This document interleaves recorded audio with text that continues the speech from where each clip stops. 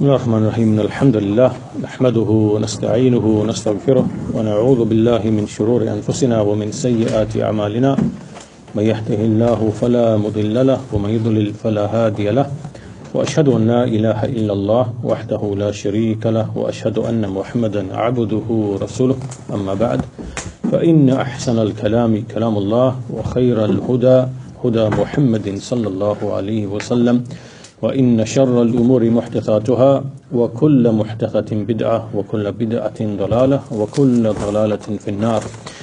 So today is lesson number 36, the 36th lesson on the book Al-Uboodiyyah of Shaykh al-Islam Ibn Taymiyyah rahimahullah. And in the previous lesson we looked, so in the previous lesson following the prior lessons, we were looking at how a servant of Allah, an abd of Allah, that he has a goal which is to worship Allah Azza wa Jal. So he is an abd from that sense, and he also seeks aid from Allah in arriving at that goal, right? And so this is based upon the statement of Allah, Iyyaka na'bud, you alone do we worship, wa iyyaka nasta'een, and from you alone do we seek aid. And the more that a servant he completes and he perfects these two things, the greater and more perfect a servant he is, and the more perfect is his ubudiyyah to Allah Azza wa Jal. And we spoke around that based upon various texts that Shaykh al-Islam Ibn Taymiyyah that he brought, and obviously that itself follows a prior discussion of many other things. And then from that point, Ibn Taymiyyah rahimahullah went on to mention the reality of Islam. What is the reality of Islam? It is al-istislamu lillah. It is to submit to his tawheed and to act in compliance and to free oneself from shirk and its people. Right? So he spoke a bit about the reality of Islam, and then he moved on to discuss what contradicts Islam, right? Which is arrogance, pride and arrogance. So either a person is inwardly submitting and accepting that he must worship his Lord and be grateful to the bounties or favors, or he refuses to acknowledge that, and so therefore that can only be on the basis of pride and arrogance, right? And so therefore the people are divided into three categories. Either you are a mu'min, a believer, which means that you inwardly acknowledge that you are created, that you receive favors and bounties for which you need to be grateful. So inwardly you submit and acknowledge this, and so you are a believer, and you comply out of this, you're a believer. So there is a mu'min. And then there is he who submits to Allah, but then he also submits to others, right? So he worships others, and so therefore now he is a mushrik. He is a mushrik. And then we have the mustakbir. The third one is the arrogant, the one who is arrogant. He refuses to worship Allah alone. So from here, we started the discussion of pride and arrogance, and how pride and arrogance is such a thing that a person will never enter paradise if he has even just a speck of pride and arrogance, as it relates to the foundation, right? As it relates to worshipping Allah in principle. So, and conversely, a person who has a speck of iman, he will never remain forever in the hellfire. And then we mentioned some texts, how Allah Azza wa Jal, that he is, might is his lower garment, and al-kibriya, which is grandeur, and pride is his upper garment. So we spoke of those texts which show that only Allah Azza wa Jal, he is the greatest, he is al-kabir, he is al-mutakabbir, he is al-muta'al, he is al-azim, right? All of these belong only to Allah Azza wa Jal. And we also see rulings in advice or certain types of adhkar. For example, when you go up an incline or a hill or something like that, you say Allahu Akbar, because He is greater. And when you come down, you say, Subhanallah, and things of that nature. So there are various texts that were mentioned that likewise in the adhan, likewise in the iqamah, certain things in which you pronounce that Allah is the greatest when you ride on an animal, when you mount an animal, right? In all of these situations, there is takbir which is made to indicate the greatness of Allah Azza wa Jal, which should remove pride and arrogance, right? So it should remove any feeling or sense of pride and arrogance, to always remember that Allah Azza wa Jal is the greatest. So that's where we stopped in the previous lesson. So we're going to continue the discussion today, still speaking about basically pride and arrogance, and moving on to Fir'aun and his situation. So today's lesson starts from this point onwards. So Ibn Taymiyyah rahimahullah, he says, وَكُلُّ مَنِ اسْتَكْبَرَ عَنْ عِبَادَةِ اللَّهِ لَا بُدَّ أَنْ يَعْبُدَ غَيْرَهُ. Everyone who displays pride and arrogance towards worshipping Allah, then by necessity he will worship other than Him. Right, so this is general for everybody.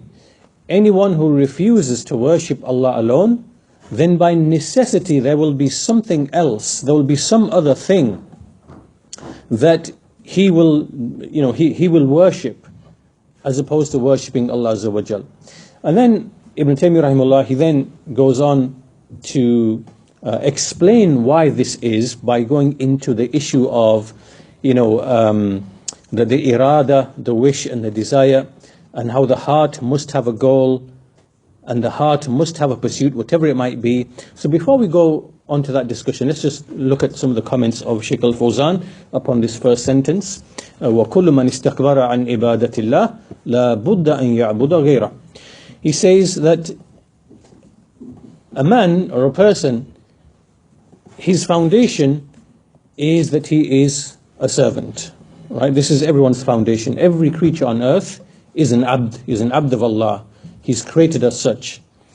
And by necessity, he must worship something by which his instinct or his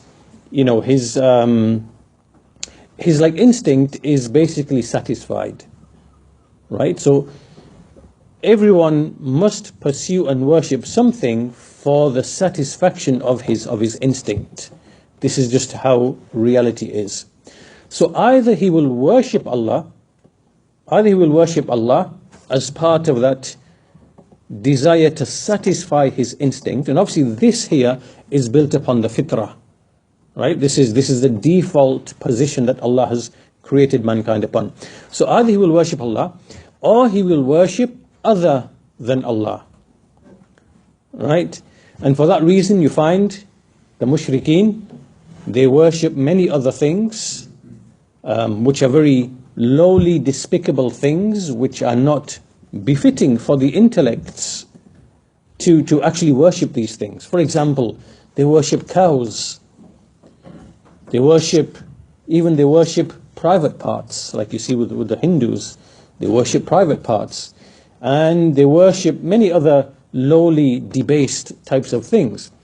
Until even some of them, like we find with the pagan Arabs, they used to even worship a date, right? So if they couldn't find like an idol or a statue or a small representation that they could worship, they'd take a date, they'd worship the date, and after they'd finished their worship, basically they'd use the date as a focal point for worship, and then they would just eat the date and be on their way. They would make a date to be their Lord. And then when they felt hungry, they would eat the date. So this shows like the levels that the people would steep to who worship other than Allah Azza wa Jal. So he continues and he says that either a person, he worships Allah alone, or he worships other than Allah, in which case he is a mushrik. And as Allah Azza wa Jal says in the Quran, وَمَنْ يُشْرِكْ بِاللَّهِ فَكَأَنَّمَا خَرَّ مِنَ السَّمَاءِ فَتَخْطَفُهُ الطَّيْرُ. the one who associates partners with Allah, it's as if he has fallen from the sky and he's snatched by a bird. Right? So the default state of a believer, of a muwahhid, the one who singles out Allah, is that he's raised. Right? He's raised and lofty. And when he starts committing shirk with Allah Azza wa Jal, then he starts dropping and lowering. And he does not know where he's going to eventually fall. And that's why in the completion of that verse, فَتَخْتَفُهُ الطَّيْرُ تَهْوِي بِهِ الرِّيحُ فِي مَكَانٍ سَحِيقٍ. Right? So he's snatched by a bird, and then the wind takes him and he's led to a distant place. He falls like in a distant place. So meaning that he descends and falls away from the truth, and then he becomes very remote and far from the truth. So for that reason, you see, the mushrikun, they have many different deities that they worship. They can't all be enumerated. There are so many. And that's because they have become servants and slaves to those things, then they must perform worship of those things. So anyone who does not worship Allah, by necessity, he must worship other than Allah. And, obviously, they are worshipping shaitan, who is the head of all of that. And the Shaykh says that when you read the history of all of the pagans and the polytheists and the idols, you will be amazed at how they worship these things, and then they forget to worship Allah Azza wa Jal. But as Ibn al-Qayyim, rahimahullah, he's got a nice line of poetry. He said, حَرَبُوا مِنَ الرِّقِّ الَّذِي خُلِقُوا لَهُ فَبَلَوْا بِرِقِّ النَّفْسِ وَالشَّيْطَانِ. So they fled from the enslavement that they were created for, which is enslavement to Allah, and they were put to trial with enslavement to the self, to the soul, and to the shaitan. Right? So anyone who does not single out worship of Allah Azza wa Jal, he will be put to trial with enslavement to his soul and enslavement to the shaitan. And that's why we can obviously see this very clearly. We live in these countries, we live in these Western disbelieving social democracies, where you see these people that everything is to satisfy the lusts and the desires, and these people, it's all about drinking and clubbing and pastime and leisure, and that's all it is. And they are captivated by their souls, and they are also enslaved by the people who profit from them. Right? They profit from them through the promotion of vices and ills, and things like alcohol and drugs and illicit relationships. All of these are industries which exist, through which rich people continue to exploit these people, and these people basically find pleasure from these things. It's all exploitation. They are enslaved. They are captivated. Right? So either you are singling out Allah and worshipping Allah alone, in which lies rectification and freedom from exploitation, and every time you move further and further and further away from that, then you will become a slave to your desires and to the exploiters and the profiteers and other people, who use their wealth and their cunning to exploit people and to exploit their tastes and their desires for profit. Right? And that's what you see in all of these disbelieving nations. As Ibn al-Qayyim said, they fled from the enslavement for which they were created, and then they were put to trial with the enslavement of the soul and of shaitan. So this statement that we began with, وَكُلُّ مَنِ اسْتَكْبَرَ عَنْ عِبَادَةِ اللَّهِ لَا بُدَّ أَنْ يَعْبُدَ غَيْرَهُ. Everyone who becomes arrogant from worshipping Allah alone, then by necessity he must worship something other than him. Then Ibn Taymiyyah continues to elaborate why this is. So he says, فَإِنَّ الْإِنسَانَ حَسَّاسٌ يَتَحَرَّكُ بِالْإِرَادَةِ. This is because man is one who feels and perceives, and he is put into motion by way of the irada, right? So one of the things that we have is that we have a wish. We have a wish. And we are put into motion by our wish or our desire, right? So in other words, we have thoughts that pass through our minds, and this creates a want or a desire or a wish, and this then leads the rest of the body outwardly to pursue that wish, right? This is something that we have as people, as humans. And then he mentions in this respect, he says, وَقَدْ ثَبَتَ فِي الصَّحِيحِ عَنِ النَّبِيِّ صلى الله عليه وسلم أنه قال أصدق الأسماء حارث وحمام. So he mentions a hadith of the Messenger of Allah صلى الله عليه وسلم. Indeed, the truest of names are Harith and Hammam. So these are two names, right? Harith and Hammam. And the Messenger described these two names as the truest of names. Why did he describe them as the truest of names?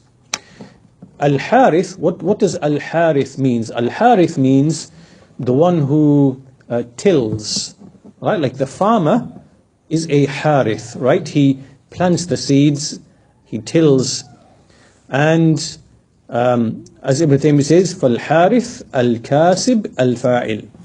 Al-Harith is the one who he gets into motion, and like the good example is the farmer. The farmer comes out, he plants the seeds, so he does the action, and then he benefits and earns from the action as well.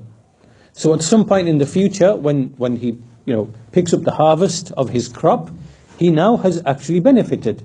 So Al-Harith is one of the true names. It's a true name in terms of its meaning, because of what it represents. And Hammam is the one who has al-ham, right? So basically he is concerned with something. He gives attention to a thing. And this is the starting point of the irada, right? So it's the starting point before the will or the wish or the desire can arise, right? So in other words, all this means is you think of something, thoughts pass through your mind, and you then focus attention on a particular thing, you give it concern, and out of that, the desire in the heart then appears and arises, and this then leads you to action. So because these two names, if you look at these two names, Al-Harith and Al-Hammam, they're all to do with irada, desire, wish, want, and what it leads to of actual action, right? So he then goes and he says, فَالْإِنسَانُ لَهُ إِرَادَةٌ دَائِمًا لَهُ إِرَادَةً دَائِمًا فَالْإِنسَانُ لَهُ إِرَادَةٌ دَائِمًا. That man always has an irada. وَكُلُّ إِرَادَةٍ فَلَا بُدَّ لَهَا مِن مُرَادٍ تَنْتَهِي إِلَيْهِ. Right? So every man, every person always has a wish or a desire, and every wish and desire has to end in some objective or goal. It has to have an end goal, has an objective behind it. For example, simple thing is like, you're hungry, so your mind is preoccupied with the hunger. This creates the desire for food. You then have the food, but what's behind the food? What's behind your desire for the food? The objective is to not be hungry, to remove the hunger, right? So every ham, which is thought, which leads into an irada, has to have an end goal behind it, has to have an objective at the end of it, right? So this is just the nature of human actions, human desire. So he then says, فَلَا بُدَّ لِكُلِّ عَبْدٍ مِّن مُرَادٍ مَحْبُوبٍ هُوَ منتهى حبه وإرادته. So every servant must also have by necessity some end objective, some beloved thing or end goal, which is the the end goal of his love and his desire. Right? So meaning that there has to be something that you are seeking, there's some objective or object which is the end goal, which is the destination of your desire, and that which you love, that which you want. Right? So now coming to the point. So فَمَنْ لَمْ يَكُنِ اللَّهُ مَعْبُودُهُ وَمُنْتَهَى حُبِّهِ وَإِرَادَتِهِ بَلِ اسْتَكْبَرَ عَنْ ذَلِكَ فَلَا بُدَّ أَنْ يَكُونَ لَهُ مُرَادٌ مَحْبُوبٌ يَسْتَعْبِدُهُ غَيْرُ اللَّهِ فَيَكُونُ عَبْدًا لِذَلِكَ الْمُرَادِ الْمَحْبُوبِ. So he then says, once we understand all of this, right, this is just the way that the human, the soul, the irada, how it works, right? You have thoughts in your mind that leads to desire, that desire leads to the pursuit of an end goal. This is something that every single person has by necessity, right? Otherwise he, just wouldn't advance in life, right? This is what drives you forward, right? So he says, whoever, if Allah is not his deity, if Allah is not your deity, and if Allah is not your mahbub, the one that you love, and the end goal of your love and your wish and your desire, rather such a person is arrogant away from that, right? Then by necessity he must have some other end goal, some other beloved thing which enslaves him and captivates him, which is other than Allah. So therefore he will become an abd, he will become a slave, a captive of that thing, that goal, that objective, that whatever it might be. Alright? So now what Ibn Taymiyyah is doing is simply elaborating upon upon the sentence that he mentioned earlier, وَكُلُّ مَنِ اسْتَكْبَرَ عَنْ إِبَادَةِ اللَّهِ لَا بُدَّ أَنْ يَعْبُدَ غَيْرَهُ. Meaning that either you are worshipping Allah, and Allah is your end goal, your desire, your mahbub, your murad, that which you love, that which you pursue, that which you desire. Either that is the case, and if not, then by necessity you will become a captive to something else, just by virtue of just the very process of a human and how a human is, right? Every human must have an end goal, must have an objective, must have a desire, must have something that he's pursuing, right? So by necessity you are going to become a captive to something, whatever that thing might be. So on this passage, Shaykh al-Fawzan, he gives some commentary. As for the names Harith and Hammam, the Shaykh says these are the truest of names, and then there are also names which are beloved to Allah. So for example, the beloved of names to Allah are Abdullah and Abdur Rahman. Right? So these are two names which are beloved to Allah, the best of names. And likewise the truest of names, Harith and Hammam, because of that which they represent. So Harith is one who physically acts and benefits from that action. So he's determined, and he tills, he plants, he whatever, he sows the seeds and he reaps that. So he acts. Or he is a Hammam, one who is concerned with action, right? He wants to, and he's got the desire to, and he's got the concern to, and he thinks about acting. So these are the truest of names. Then Shaykh al-Fawzan, he pretty much repeats what we've already said, and a person must have something that his heart is going to be filled with. He must have an end goal. He must have an objective. So either it is goodness or it is evil. It is either goodness or it is evil. Either you want to worship Allah or it is, something else. And, so people have their hearts filled with many different things, that which they worship, that which they pursue.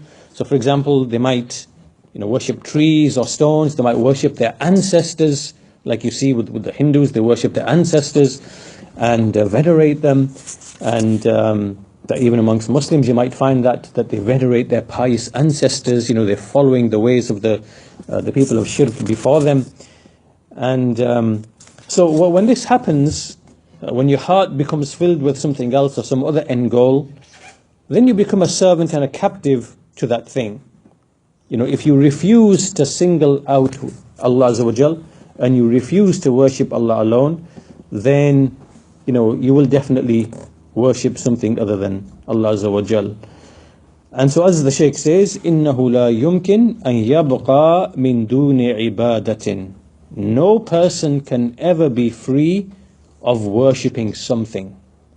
In fact, not even the atheist, not even the materialist, not even, everyone must worship something. When we understand the meaning of what worship is, it means to love something, the hubb of something, and to pursue that thing. So even the materialists and the atheists, they either worship nature. They worship nature, so you have nature worshippers. They worship the earth. They believe like in Mother Earth, and life is all about preserving, nature and whatever. And they treat it like a deity. They don't believe in a creator. They believe earth is the actual deity because it sustains life. So some of them are like that. Others, they worship just the idea of science. They worship science as the ultimate determiner of all truth, and that's obviously blatantly false, because the method that they claim has to always be based upon assumptions and prior theorization, and it can always lead you to false conclusions because you start out with something which is false. So even that, but they worship that very notion, that very idea, and that's what you find with many of the scientists of today, the atheists of today. Their deity, their religion is science as a religion, not science as one, or the scientific method as one of many means by which to learn about things and to arrive about further knowledge about things, right? It's one of many ways and means to arrive at knowledge. But they've taken that one thing and idolized it and, began to worship that thing. It's when you go through history and you see how many things they've got wrong with the alleged scientific method, and it's laughable, truly laughable. The examples that exist. So there are some people like that, and that's their pursuit. So meaning that it doesn't matter what it is. If you are not singling out Allah with worship, then your heart by necessity must be filled by something else, and it will be captivated by something else, and it will be enslaved by something else, whatever that might be. Right?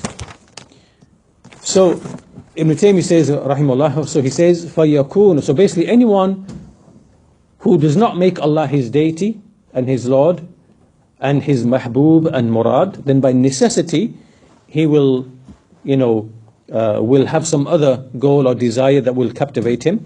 And then he says, فَيَكُونُ عَبْدًا لِذَلِكَ الْمُرَادِ الْمَحْبُوبِ إِمَّا الْمَالِ وَإِمَّا الْجَاهِ وَإِمَّا السُّوَرِ وَإِمَّا مَا يَتَّخِذُهُ إِلَهًا مِنْ دُونِ اللَّهِ كَالشَّمْسِ وَالْقَمَرِ وَالْكَوَاكِبِ وَالْأَوْثَانِ وَقُبُورِ الْأَنْبِيَاءِ وَالصَّالِحِينَ أو من الملائكة والأنبياء الذين يتخذهم أربابا أو غير ذلك مما عبد من دون الله. So then he gives some examples. He says, he becomes a servant to that thing, whether it is wealth, إما المال وإما الجاه, or it could be honor and status, right? So many of the people who are, who are disbelievers or who are atheists or whatever, that's what they worship. They worship either wealth, to acquire more and more wealth, or status and honor. And sometimes these two are connected, right? The more wealth you have, the more status, the more honor, you believe that you have with the people of the earth. So some people are diverted away from worshipping Allah Azza wa Jal, by this lust for wealth, accumulation, riches, palaces, and or it can be status and honor, or it can be wa'imma suwar, like basically you're put to trial by way of women and appearances and things of that nature, so you become captivated to that. Or people who take deities besides Allah, they worship them, like some people, the sun, for example, Ash-Shams. Historically and even in the modern era, people worship the sun because they saw that the sun as an obvious life-giving force. They saw that the sun clearly has a life-giving force, and all of their, the crops and everything else, life, is based upon. So they gave it some special status, like a divine status, and they began to worship it. The moon, likewise, the stars, likewise idols, the graves of the prophets. Many people are put to trial by the graves of the prophets and the righteous dead, right? The pious saints, because they believe that by going to the grave, there's some special favor, there's some special, your supplication is more likely to be answered, there's some special thing going on there, whatever. And then eventually, step by step, shaitan tricks them into thinking that, these things are to be worshipped. Or the angels, or the prophets, So all of these things are turned into lords and deities besides Allah, and they are worshipped besides Allah. So these are just some examples of how a person can be, put to trial when the heart becomes captivated by other things. And these are all the categories of things: wealth, honor, status, so on and so forth. So Shaykh al-Fawzan, he basically comments, he says, all of this really is, a person is debasing himself, he's lowering himself, he's humiliating himself. How can he leave the worship of Allah Azza wa Jal and then start worshipping these other things, calling upon them, invoking them, relying upon them, having his heart attached to them, and so on and so forth, knowing that these things have no independent power whatsoever, and that Allah Azza wa Jal did not give any permission for these things to be worshipped, neither an angel that is close to him, nor a prophet which he sent, because worship is a right that belongs only to Allah Azza wa Jal and to none other.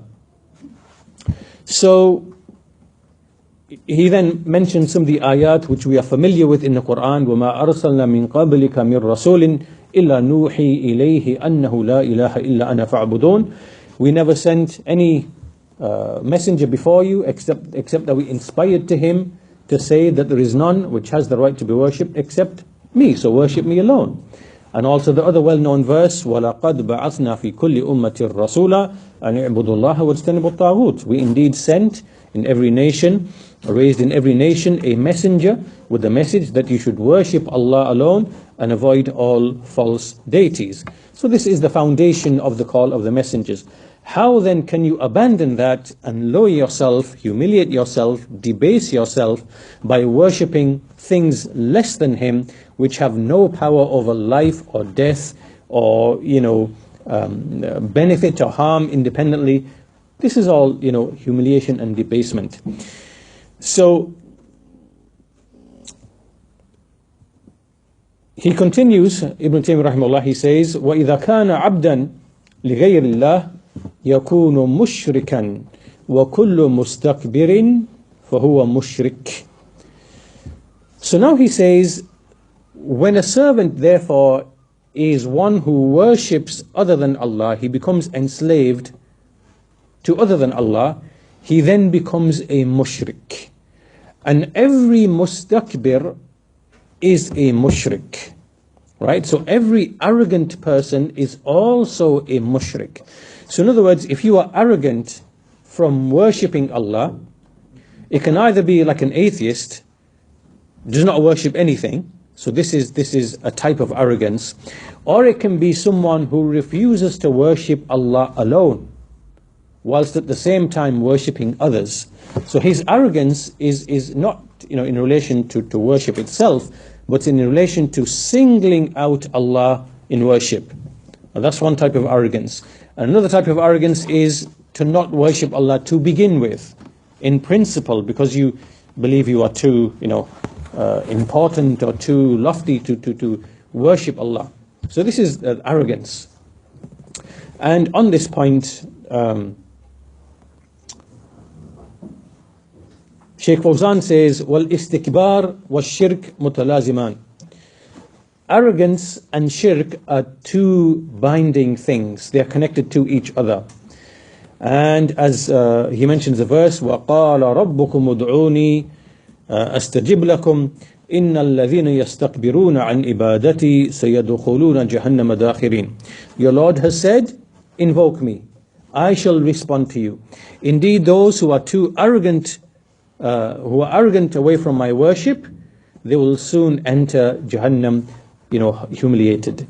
So the mustakbir, the arrogant one, he is either a mustakbir in the sense that he doesn't worship anything at all, so this would be your atheist, your materialist, or he worships other than Allah, but he's arrogant from singling out Allah alone.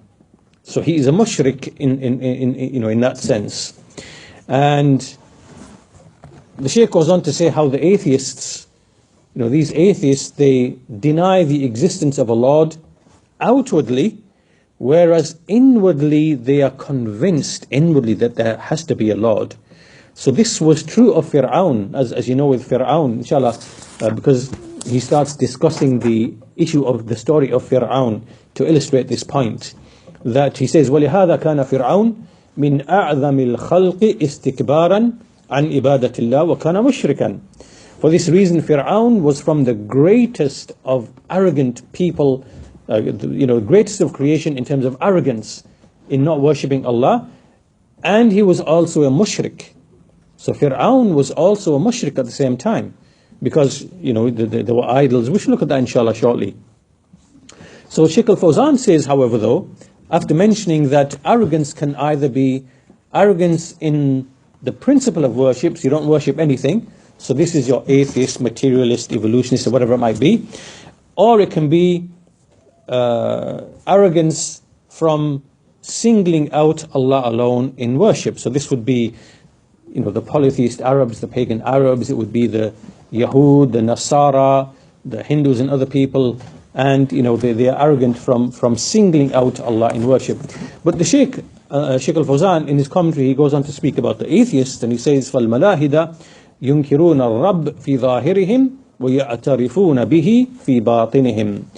That these atheists outwardly they deny a Lord, outwardly, but inwardly they are convinced. Inwardly they are convinced. And so this was true of Fir'aun. Fir'aun inwardly, he was convinced of the signs that Musa alayhi salam brought him. He knew inwardly that the Lord of Musa is true and is real, but he was too arrogant and proud to single him out in worship. In the same way, the modern day atheists, they are the same.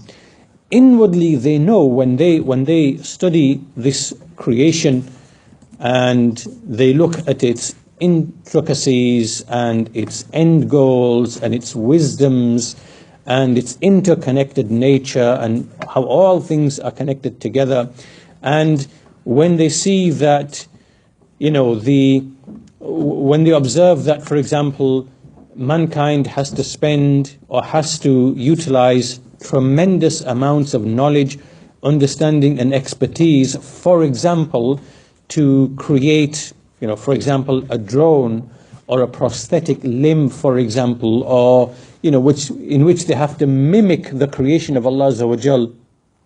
And they have all of this biomimicry where they are using what's in the creation to mimic and to try to create something similar, and they know themselves that we are using skill, intelligence, knowledge, understanding, tremendous amounts of expertise and decades of experience and whatever, and how all of it has to be integrated together in order to create or generate one simple little thing, whether it's a chip to mimic a brain, or whether it's a prosthetic limb, or whether it's whatever it might be.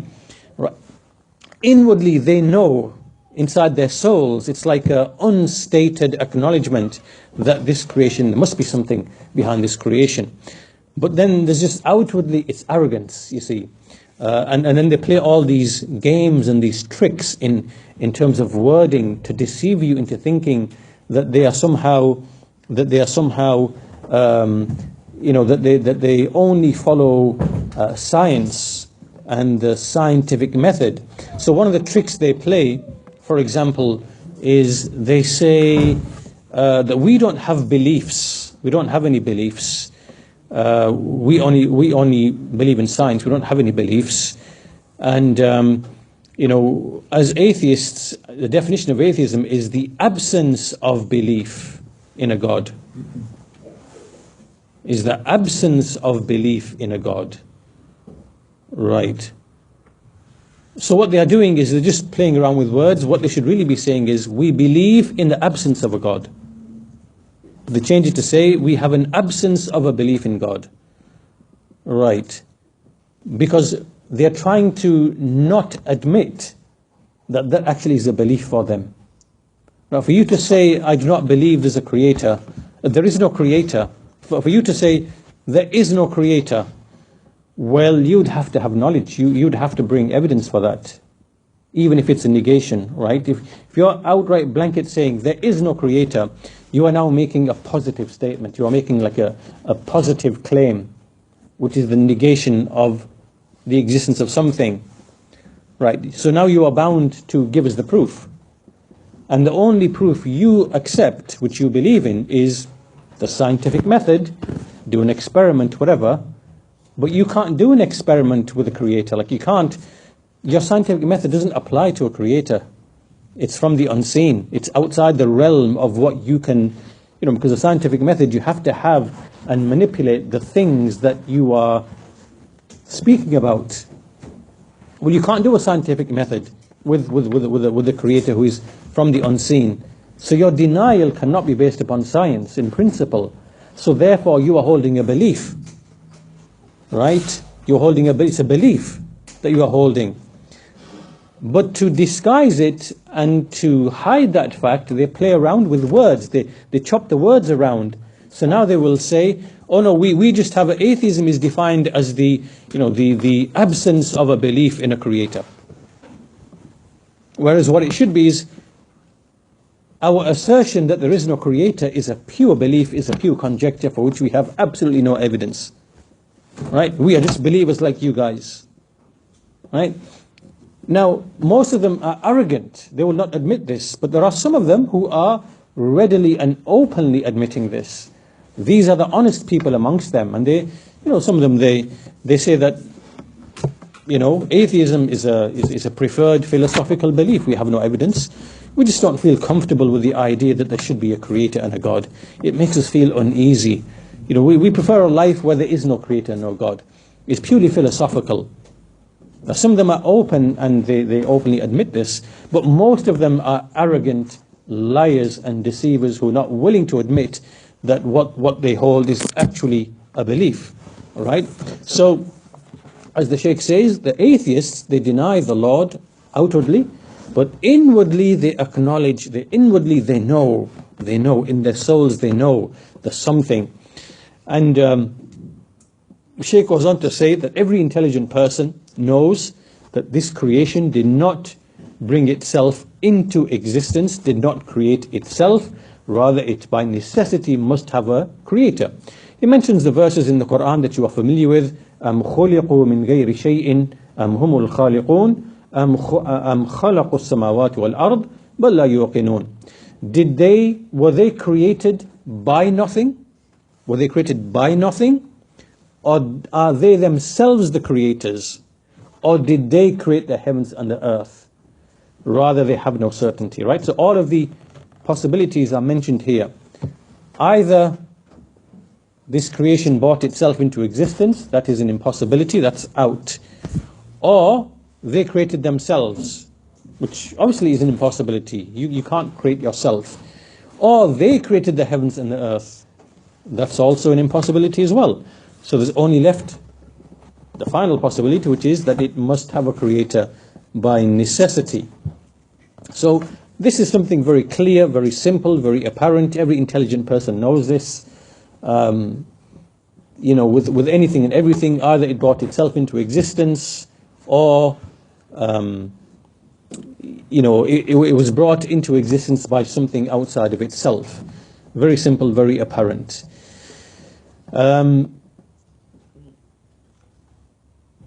Even the polytheists, they did not claim that the gods that they worship create anything.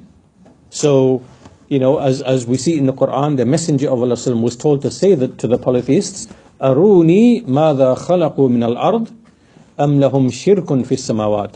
Show me what is it that your gods that you are worshipping, what is it they've created? Or do they have any share in the heavens? Do they own, or do they have any share in the heavens? Of course they don't. So why are you worshipping them, right? Why are you worshipping them? And they knew this as well. They didn't believe that their deities create anything. So even those polytheists were sounder in mind than the modern day materialists and the atheists. So as Ibn Taymiyyah says, وَلِهَذَا كَانَ فِرْعَوْنُ مِنْ أَعْظَمِ الْخَلْقِ اسْتِكْبَارًا عَنْ إِبَادَةِ اللَّهِ. For this reason, Fir'aun was the greatest of the creation in arrogance from worshipping, away from worshipping Allah. وَكَانَ مُشْرِكًا, and he was also a mushrik. So he was a mushrik. Why was he a mushrik? Shaykh al-Fawzan explains. Obviously we know he was arrogant and he refused to worship Allah, but why was he a mushrik at the same time? كان مشركا لأنه ادعى الربوبية فجعل نفسه شريكا لله سبحانه وتعالى. He was a mushrik because he himself claimed rububiyyah for himself. He claimed he was a Lord, so he made himself a partner with Allah subhanahu wa ta'ala. He said, أَنَا رَبُّكُمُ الْأَعْلَى. I am your Lord Most High.